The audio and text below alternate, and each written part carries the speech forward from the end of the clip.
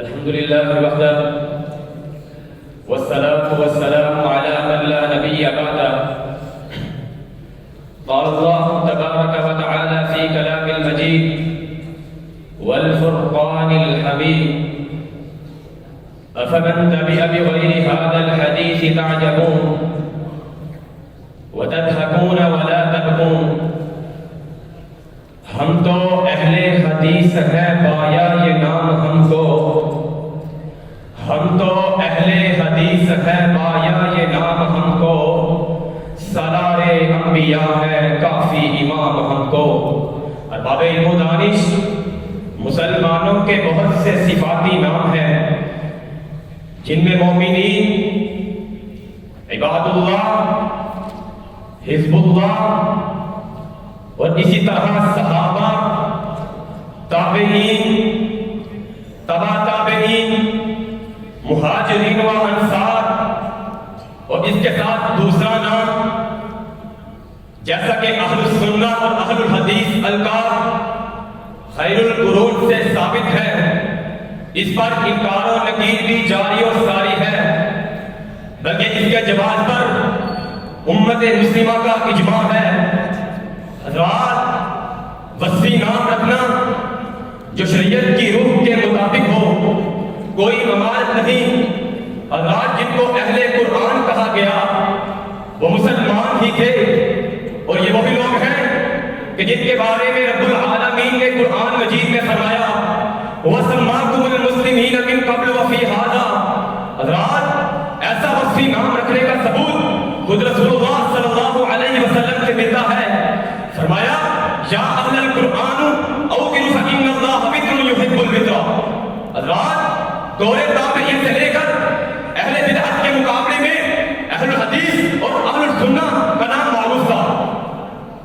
حضرات یاد رکھیں، اہل الحدیث اور اہل السنہ دونوں ایک ہی نام ہے، لیکن اہل الحدیث کا نام رکھنے کی ایک مقبول وجہ یہ تھی کہ حضرات، اہل الحدیث کا نام رکھنے کی ایک مقبول وجہ یہ تھی کہ حضرات اہل الحدیث اللہ رب العالمین نے قرآن مجید کے متعدد مقامات پر قرآن کے لیے لفظ اہل حدیث کا مشترکہ بولا. حضرات، اللہ رب العالمین نے قرآن مجید کے متعدد مقامات پر قرآن کے لیے لفظ اہل حدیث تعبیر فرمایا.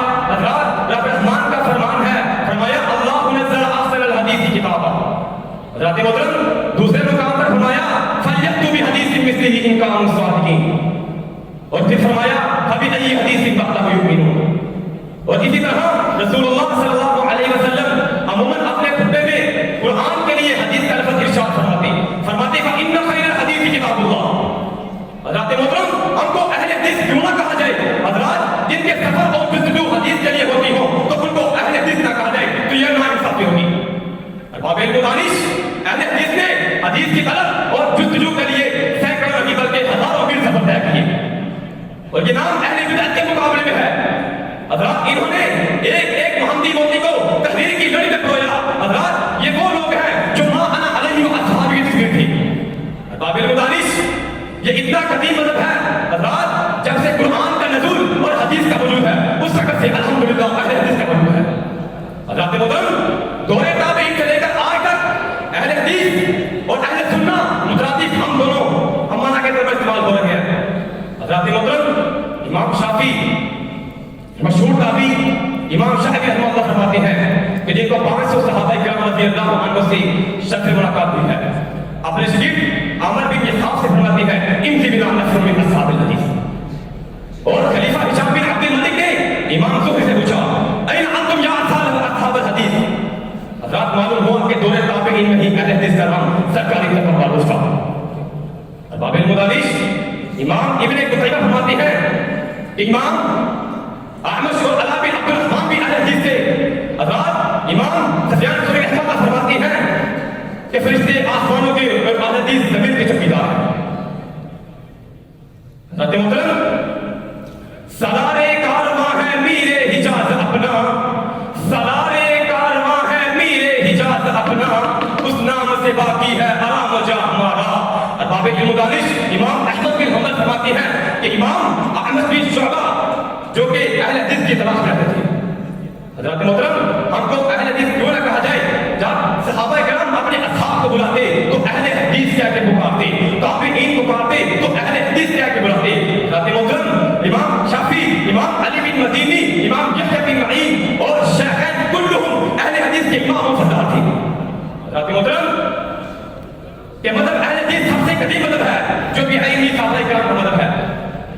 اس کی کتابوں کو تبدیلی مذہب سے سینکڑوں برس پہلے کی ہے، ان کے حقائق کا انکار کرنا بھی آسان بات ہے۔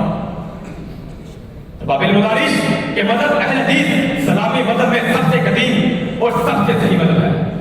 اپنی بات کا اختتام کل کلام شاہ میں کہا چاہتا ہوں کہ فتووں پر بالکل مدار عمل ہے، کہ فتووں پر بالکل مدار عمل ہے، ہر ایک رائے قرآن کا نعم البدل ہے۔ کتاب و سنت کا ہے نام باقی، کتاب و سنت کا ہے نام باقی، خدا اور نبی سے نہیں کام باقی۔